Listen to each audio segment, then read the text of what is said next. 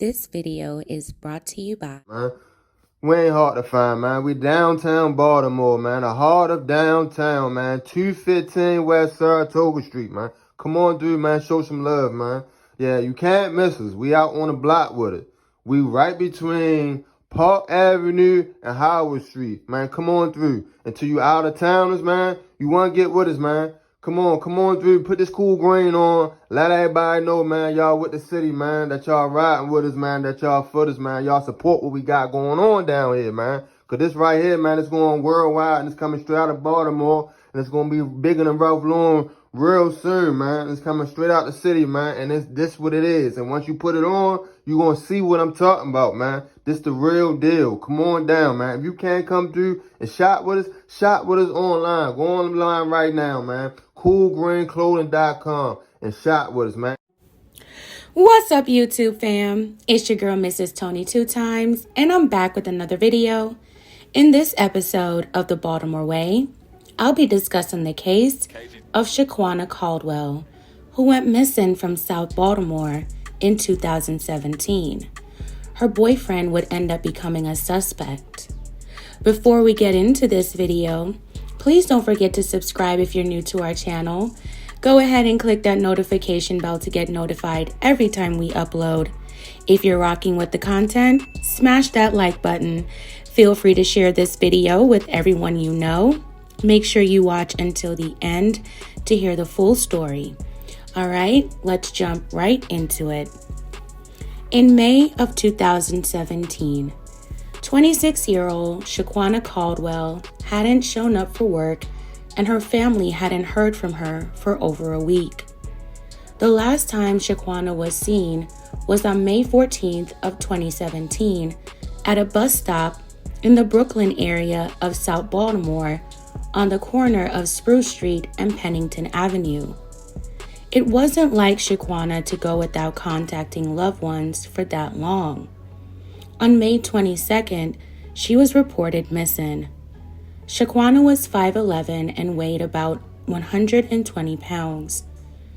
Baltimore police asked the public to help them in their search to find Shaquana.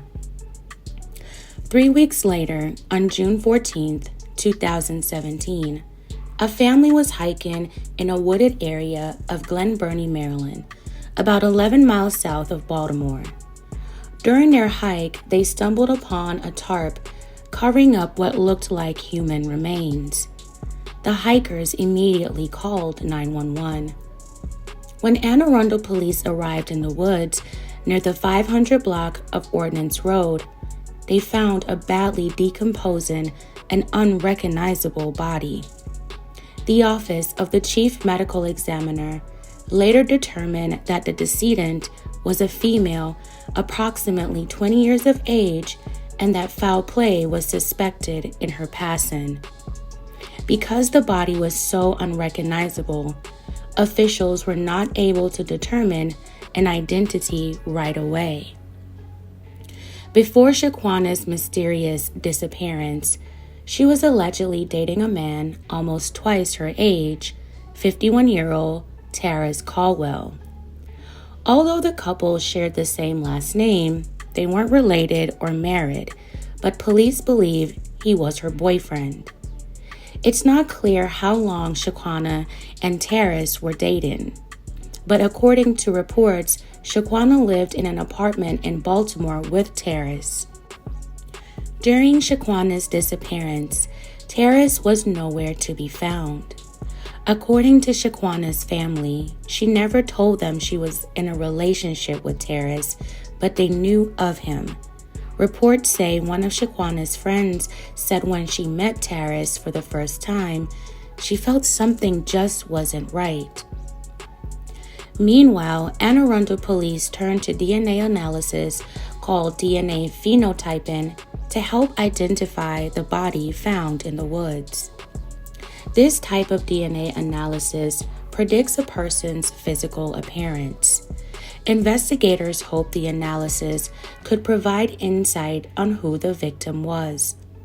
The analysis of the DNA indicated the deceased person was of African American ancestry, with brown to dark brown skin, brown eyes, black hair, and no freckles. A certified forensic artist performed a facial reconstruction from the decedent's skull and digitally combined it with DNA predictions and generated an image of how the person may have looked when they were alive. Anne Arundel County Police released a bulletin to area law enforcement containing the snapshot report and a description of clothing and jewelry found at the crime scene. Shortly after the bulletin was released, Baltimore City Police contacted Anne Arundel County and advised them there were several similarities between the victim found in the woods and a Baltimore missing person, Shaquana Caldwell. Baltimore medical examiners went on to compare Shaquana's dental records to the deceased woman found in Glen Burnie, and on November 13, 2017, the unknown victim was positively identified as Shaquana. With this information, Baltimore police began an investigation into Shaquana's passing. The investigation quickly led them to Shaquana's boyfriend, Terrace Caldwell. In January of 2018, police held a press conference with an update regarding Shaquana's disappearance and untimely slaying. According to police, they revealed that Shaquana's passing was ruled a homicide by asphyxiation. Police said they had arrested Shaquana's boyfriend, Terrace, in connection with her slaying.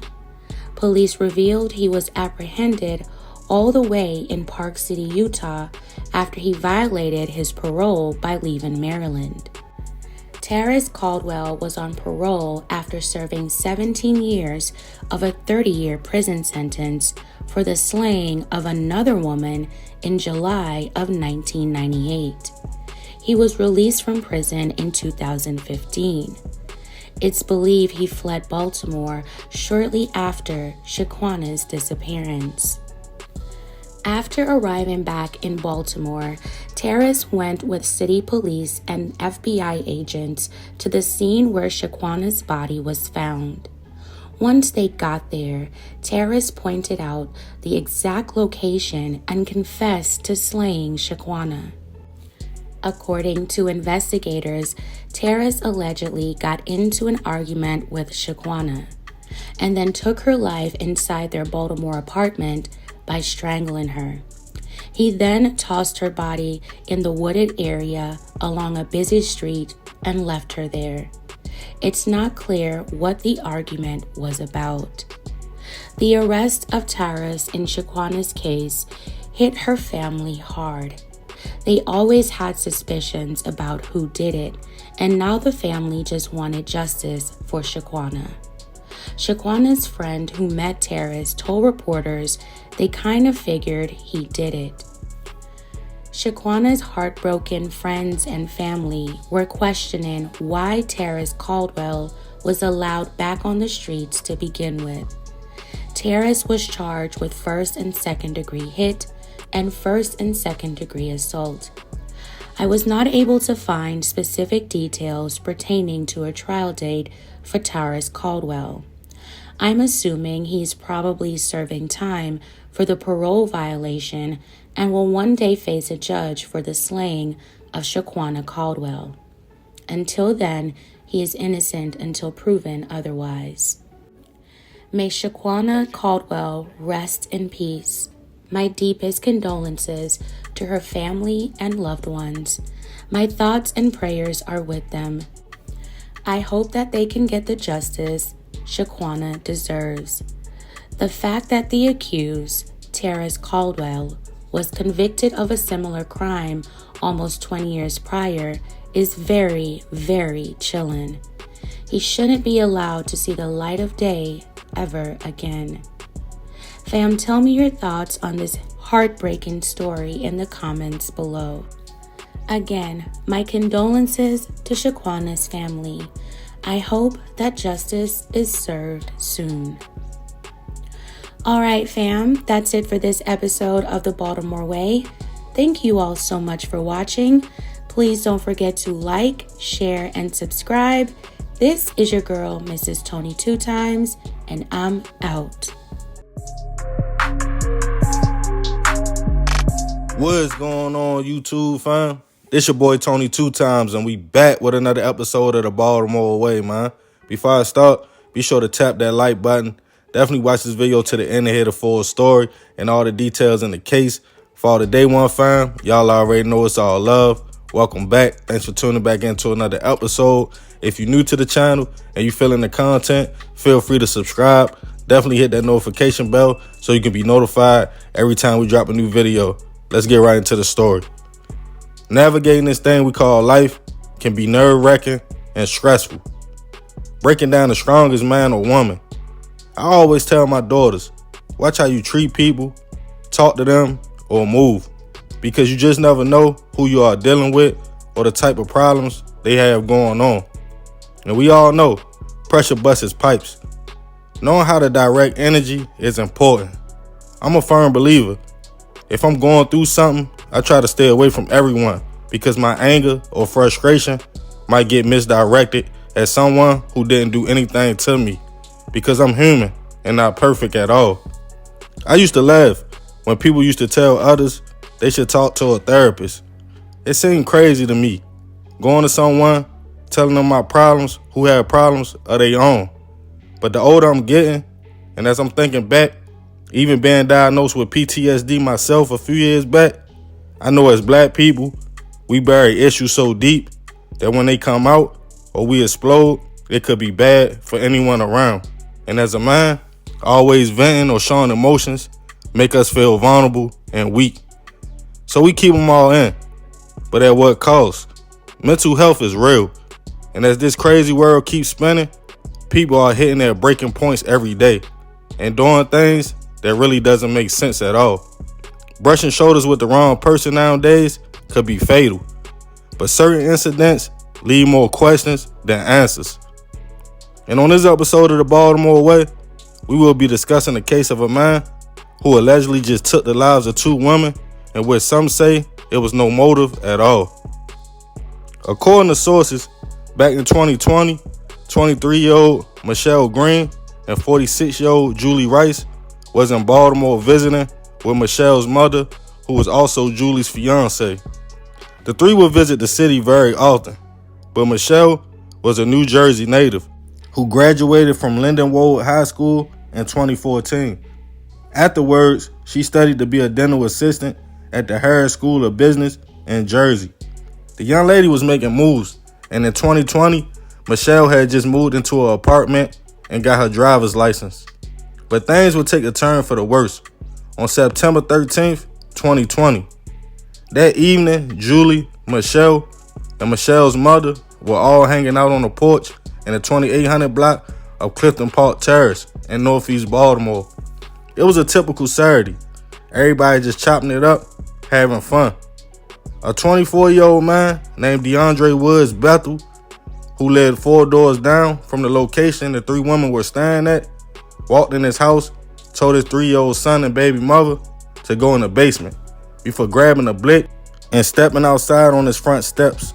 As the women were still outside, allegedly, DeAndre pointed the blick in their direction and started shooting. BPD got a shot spotter alert of shots going off in the area, but before responding to the location, around 6:30 p.m., they received a call from DeAndre stating he had just shot someone and he wanted to turn himself in. As BPD got to the scene, they found 2 women, both suffering from gunshot wounds to the torso. They were both rushed to a local hospital, but unfortunately, they would not survive their injuries. They were identified as 23-year-old Michelle Greene and 46-year-old Julie Rice. Witnesses stated they saw DeAndre step outside carrying an AR-15 and just started shooting in the woman's direction. BPD went to his home and the man was taken into custody. As a search was done, allegedly, police found 3 more blicks and ammo. On the way to the station to be interviewed, the man made a few statements, allegedly admitting to the shooting, but he never gave any motive at all. He was charged with 2 counts of first-degree murder and weapon charges as well. As witnesses started telling detectives, they heard DeAndre telling his son and girl to go in the basement, and it seemed like the man just snapped. Michelle's family, including her mother, spoke out stating how would she cope with losing her daughter and fiance at the same time. They were her world, and she was also on the porch that evening and didn't know why the shooting happened. Michelle's 24th birthday was only days away on September 27th. Her father was heartbroken, telling the news he had just talked to his daughter a week prior, and he never thought it would be their last goodbyes. As DeAndre was sitting awaiting court dates, the Department of Health ordered an extension for a competency review to see if the man was mentally stable to stand trial and understood what had happened. But as the review came back, it was found that the young man understood everything that happened, but it still wasn't no motive for the hits at all. Prosecutors offered DeAndre a plea deal of 2 life sentences for the shootings to be ran concurrent, but the deal was turned down by his attorneys, who stated they wanted to plead not criminally responsible because of DeAndre's mental state at the time. As of now, there's no new information on the trial, and DeAndre still hasn't gave any real reason for the shootings, even though he confessed to doing the hits. Rest in peace to Michelle and Julie. I send my deepest prayers and condolences to the families, especially Michelle's mother, who had to witness her daughter and fiance losing their lives right in front of her. This situation has left way more questions than answers. No motive still to this day. I'm not sure if DeAndre just snapped or if it was a deeper situation. Sometimes you just never know what might trigger a person, and just chilling on a porch at the wrong time can go all bad. 2 women gone and no one knows why. We could speculate a million things: mental health, a bad neighbor, or argument, but only DeAndre knows why he decided to make that move that day. I'ma leave it up to y'all to let me know what y'all think about the situation in the comments. Remember to be respectful. Yeah, man, rest in peace to Julie and Michelle. Y'all heard the story, crazy situation. DeAndre allegedly confessed to the whole situation, but he hasn't been convicted yet, so y'all already know he innocent, and to prove that otherwise, it's a lot of mental health issues. It seemed like in the case, they had him evaluated, but they tried to say he understood the whole situation, so they trying to say they can't use mental health as a defense, man. But yeah, crazy story. Y'all let me know what y'all think about it in the comments. Y'all already know I appreciate you if you made it to the end. It's all love, fam. This your boy Tony 2 times. This another episode of the Baltimore Way. I'm out. What's going on, YouTube, fam? This your boy Tony 2 times, and we back with another episode of the Baltimore Way, man. Before I start, be sure to tap that like button. Definitely watch this video to the end to hear the full story and all the details in the case. For all the day one fam, welcome back. Y'all already know it's all love. Thanks for tuning back into another episode. If you're new to the channel and you feeling the content, feel free to subscribe. Definitely hit that notification bell so you can be notified every time we drop a new video. Let's get right into the story. Hustling in the streets is a dangerous game. A lot of people have elevated over the last few years, though, to having trap spots or hitting sales off the phone, so they don't have to be outside that much. But I remember running the cars, trying to catch a play, and arguing with my mans over a $20 move. It gets cutthroat like that when everybody is hungry and trying to survive. That brings the beast out of the most level-headed, calmest person around when they can't feed their peoples. On the flip side, some people cherish a dollar bill more than others. Meaning you might finesse somebody out of a few dollars, they laugh it off and just take it for what it is and won't rock with you no more. But you do the same thing to the next person for the same amount of cash, and now they want your head. That's the dangers of playing in the streets. You just never know who you are dealing with and what they are willing to do. I know in certain places, including Baltimore, it's women that play the blocks and corners just like men. A lot of them are respected and are trying to make a dollar like anyone else out there. But when money comes through and someone feels like they are being left out, things get cruddy. And age, gender, even friendships go out the window for the love of money.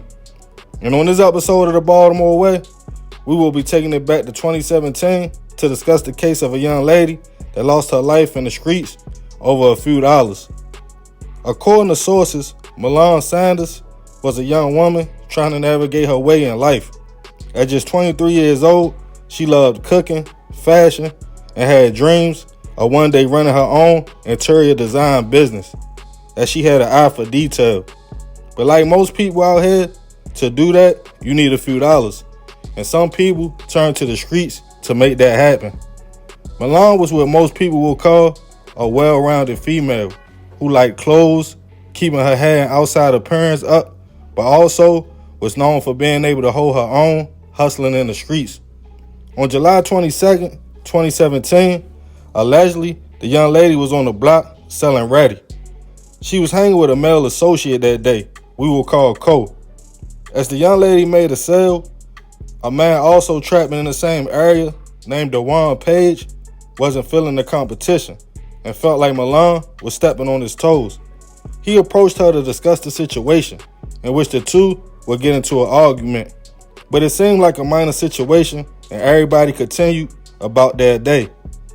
Later, Milan and Cole would go to a spot called the Wilkins Tavern. Not too long after leaving the location, a person approached Milan and shots went off, hit her in the back and head.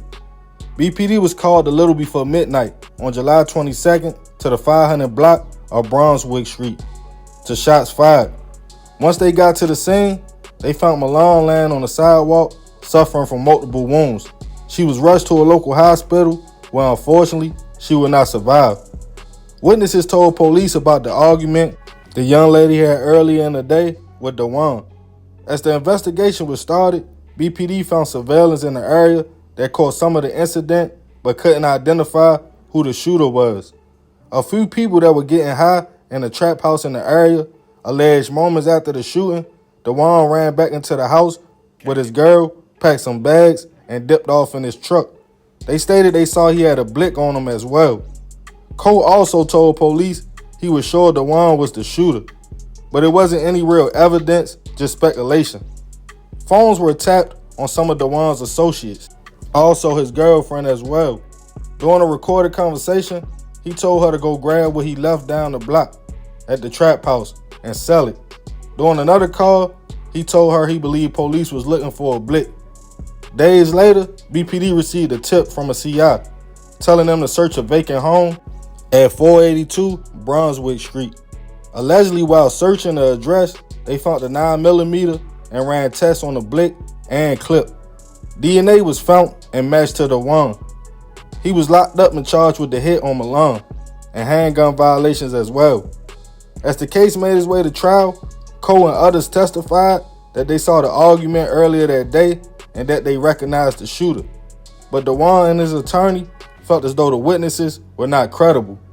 But with BPD saying they had DNA that was on the blick and people stating he rushed and left the area right after the shooting, Dewan was eventually found guilty on all charges and sentenced to a life sentence plus 15 years in prison.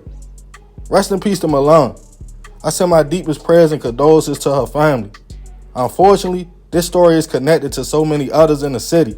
Different area, different situations, but same results. Life lost in the streets over a sale. It probably was only a few dollars. I'm sure it wasn't any life-changing money at all. A young lady gone and a 31-year-old man with a life sentence. If you are listening to this story and you are still playing in the streets, I'm not trying to tell you what to do. I know y'all feel like it's just a principle and no one is going to play with you at all. But just think, is claiming a block you don't own or beefing over a $20 sale worth life in prison? But hey, that's the Baltimore way. Man, crazy story, man. Rest in peace to that young lady. I send my prayers and condolences to her family. It seemed like she was out there just trying to make a few dollars to survive, and things got ugly real quick. And it be like that, man. When you out there with wolves, gorillas, you got people out there that's trying to eat, and they'll eat you, unfortunately, if you get in the way, man. But when it comes to a woman, you would think somebody would carry it different, but they feel like if you playing the same game as them, then it's open season, man. And that's real messed up, real sad, because she was young. She was like 23 years old, man. But it be like that. We all know situations like that. We all know people in the streets lose their life a lot earlier. Women out here getting hit, just all messed up. And it ain't just Baltimore, really, it's all over the world. But y'all already know, man. This is another episode of the Baltimore Way. I appreciate you if you made it to the end. Leave it in the comments. Y'all already know, be respectful. This your boy Tony 2 times. Love, fam. I'm out. What's going on, YouTube, fam? This your boy Tony 2 times, and we back with another episode of the Baltimore Way, man. Before I start, be sure to tap that like button. Definitely watch this video to the end to hear the full story and all the details in the case. For all my day one subscribers, welcome back. Thanks for tuning in. For everybody new to the channel, welcome. Be sure to subscribe. Hit that notification bell so you can be notified every time we drop a new video. Let's get right into the story. Home invasions. Most people equal this to a robbery or somebody looking for a person or something. That's a dangerous game, to run up in a place where a person lays their head, but some choose to take that risk, not knowing the outcome. Quick little story. I remember having a neighbor I was cool with when I was younger, like 15 or 16. He really was never home. He ducked his baby mother and son out in Rosedale, Fontana Village, where I was living at with my great-grandmother. But he did his thing and hustled and got into other things over West Baltimore. Me and Yo was tight. He would put me up on game, might even throw me some grass to smoke or something else to trap. He always had company. So when one night, probably in like 2003, two dudes knocked on the door of my grandmother's house, I was thinking they must be for Yo next door. But I wasn't thinking too much of it because it was late night. They asked if Yo lived there. I said no, thinking it was just his peoples. Somebody in my house stated no, he lived next door. Nothing happened right then, but I remember waking up and police being everywhere. His baby mother crying, and the two men came out there to hit Yo, but he was able to get away with only being shot, I believe twice. I remember thinking that's crazy, but what if they would have ran up in here with my peoples in the wrong house and started shooting, thinking that's where he lived at? Me and him was cool all the way up until he moved. We even used to talk and laugh about the situation. But on this episode of the Baltimore Way, we will be discussing the case from 2014 of a home invasion that left 3 people shot and 1 young lady gone. According to sources, on March 25th, 2014, in the 3800 block of 8th Street in Brooklyn, South Baltimore, at a home owned by a lady named Miss Sherry. It was a few people there. Then about 10 o'clock p.m., allegedly, 3 men came by. Miss Sherry didn't think anything about it because she knew one of the men, a 27-year-old named Laser Womack. She knew the man for years, over 20 years to be exact. And according to her and later statements, another man with him named Deshaun Richardson, who was 19 at the time, and one other person. At the time, Laser lived around the corner from Miss Sherry with a man named Nice. But this visit was different. When the men walked in the home, they stated they were looking for somebody and for drugs, and asked everybody where the stash was at. With Laser knowing the family, allegedly he went upstairs to see who was all up there and searched the home and talked to Miss Sherry's son.